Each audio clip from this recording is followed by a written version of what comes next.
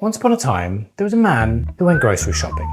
And as he left the store with this ridiculously long receipt in his hands, he looked down at it and he thought to himself, how have I just spent that much money on this much food? And that man was me. And that happened basically every time I went to the store. It was infuriating, it was frustrating, it was downright demoralizing, quite frankly. Does that sound familiar? In this video, I want to tell you how I changed that story and what you can do today to turn grocery bill into grocery bill. Let's go. It is aggravating, to say the least, when you overspend, but it's 10 times worse when you think you did everything you could not to overspend in the first place. And that was me, week in, week out. And at some point in the past, I realized this. If I didn't change how I was shopping, I was just going to keep paying more and more and lining big food pockets whilst eating rubbish. So I stopped, and together with my wife, we started trying to work out a better way for our wealth and our health. It took us a few years to work it out, and it really wasn't any kind of a system when we set out. But now it's actually way more than that. Now it's more like a mindset. And that's what I want to share with you today. Because if you're sitting there right now asking how you're ever going to get your grocery costs down, this is exactly what you need. No more whining about inflation, no more winging it when you get to the store. Just a simple 3-part flow that'll change it all for you within weeks. Now, if we haven't met before, welcome along. I'm David, this is Grocery Dad, and like a lot of people, I buy groceries, and like many other people, I'm a dad to 3 girls. Unlike a lot of people, I've worked in the grocery industry for well over 20 years now. I understand how they price things. I understand how they design products. I even understand how stores are laid out to get hold of as much of your money as possible. And still, with all that knowledge, I made a lot of mistakes over the years with my groceries. I fell for a lot of their tricks. So the very first thing I say to you is, don't be too hard on yourself. What's happened has happened. You can't control what you spent yesterday, but you sure as heck can control what you're going to spend tomorrow. And that's what you must focus on from now on. And let's stick with what you can and can't control for a moment, shall we? You cannot control food prices or food inflation, nor can you influence the strategies of major food conglomerates whose very mission it is to pump out ultra-processed fake food and overcharge you for it while telling you it's cheap, convenient, and you don't have time to cook real food for yourself anyway. Those are all lies, by the way, but the important thing is you can't control them. You can't do anything about them, so don't try to. Nowadays, I don't worry too much about any of that stuff. Prices are up since COVID. Yes, I know. Well, guess what? They're going to keep going up. But instead of wasting energy focusing on that, I'm going to concentrate on what is in my gift to change.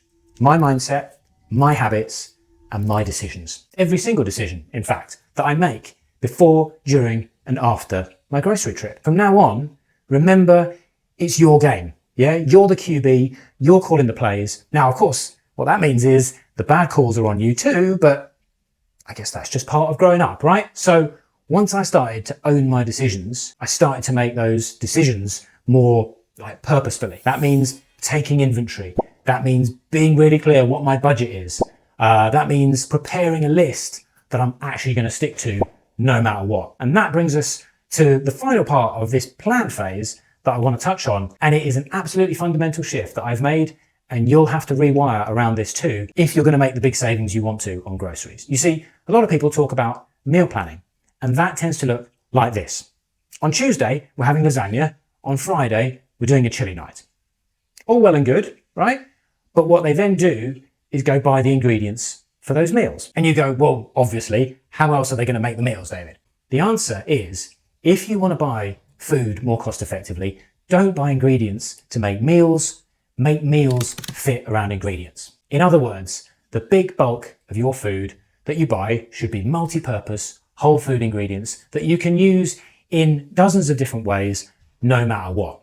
Because I'll tell you what's going to happen. If you stick to lasagna on Thursday, then go and buy just the things you need for lasagna. A couple of options for what might happen. The first is pretty obvious. You have nothing left to make anything else with once that lasagna is done. So then you're going to turn to ultra-processed, you're going to turn to pre-prepared meals, and your costs are going to skyrocket. Worse than that is another possibility. You get to Thursday, your diary changes, something goes wrong, we all know these things happen, and all of a sudden you haven't got time to make lasagna anymore. Now you're getting a takeout or more convenience food, and at the end of that path comes throw in a whole bunch of good food in the trash because actually lasagna night didn't come round at all in time. The mindset shift here is that you can basically live off 20 essential groceries every week. That's all you need. They give you options, they do the work, and that shift alone is saving us $150, $200 on snacks and convenience tax products that we just don't need anymore. Now, if you want to see how this is going to look for you, here's a fun little experiment, okay? Take my list of 20 essential groceries, it's in the description, and compare it to the last grocery list that you wrote, okay? How different is it? How many extra items do you have? I'm not talking about quantities of stuff here, just the absolute number of things, of items. Is it 5? Is it 25 more? Remember, this is mindset shift, right? This is your chance to simplify, to save money, and to still eat well. So be kind of strict with yourself and decide how many of those items can wait another week or two before you buy them, and how many of them you can just put a line straight through, take them off altogether. I think you're going to be surprised at how much money that one little exercise just saved you. So, kind of funny really, I'm talking about saving money on groceries and I haven't even set foot in a grocery store yet. This is all mindset shift, okay? But obviously you will have to go to the store at some point, and I feel like the most important thing that I realised only a relatively short time ago was what's really going on at the store. Because grocery stores are businesses. Surprise, surprise. Just like any other. And some are very big businesses indeed. They're not your pals. They're not your mates. They're not your friends. They are not looking out for you, even though they try and make out that they are. Their whole business model depends on us spending more and more and more on food. That's how they grow. That's how they hit their targets.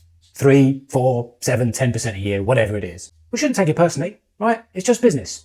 Remember what you can control and what you can't and all that.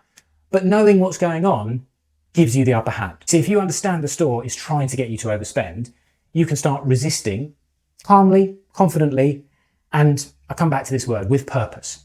So I do a whole bunch of things now that I never did in the olden days. I'm checking to see if discounts and sales are real or just made to look like a good deal. I'm shopping by unit prices, always, never led by the ticket price alone. I'm 100% laser focused on my list, and anything that I see on one of those end caps or displays, I use primarily as information before I go and check the main aisle if it's something I planned on buying in the first place. Coming back to the mindset shift, I'm sure you know the expression about being a kid in a candy store. Well, it's figuratively and literally very apt, because a lot of us as adults are shopping groceries like we are kids in a candy store. You see, no one tells you what to buy or what not to buy. You have complete control to make any decision you wish about any product. And for many of us, that will literally mean candy, only from the grocery store, not the candy store. But you know what I mean. So what all of that leads to, and I had to go through this myself, is it's time to grow up a little bit when it comes to your grocery run. Yes, there's loads of bright, colourful packages and cute little brands, and it's fun to treat yourself and all that malarkey. But when all's said and done, that's where your money's going each month. Hundreds of dollars on treats and snacks and brands. And the only person that can change that is you, which is great news, because those brands are not in the business of telling you, you spend enough on our garbage, go buy yourself some veggies instead. Not going to happen. Now, there are loads and loads of other little sort of in the store tips and tricks. I've got a bunch of other videos up here on what to do, what to look out for, but I want to give you a sense of the final piece of this jigsaw as we see it now in our house. It isn't just a nice to have, it's as essential as everything else I've spoken about today. And if you get this wrong, you're going to waste a whole lot of money and you're not going to enjoy the gains that you're looking for. Okay, so you've changed your thinking from the outset, you've done some really good planning around ingredients, and you've shopped like a pro. Get it all home from the store, and what are you going to do? Yes, you're going to unpack it all, I know, put it away. But after that, you're going to crack on with some cooking, most likely. And if your kitchen isn't set up right with 2 or 3 sharp knives, a couple of solid saucepans, a roasting pan or 2, you are significantly reducing your chances of success here, because you're not going to want to cook up those ingredients that you just bought using dodgy, old, knackered bits of equipment. It's simple, it's obvious, and it's true. So get that stuff right early on.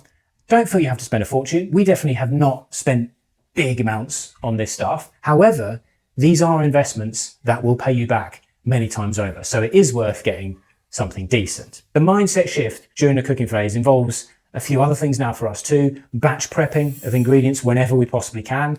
Getting creative with homemade snacks. That's a big one. Big money saver. And another big one is repurposing leftovers.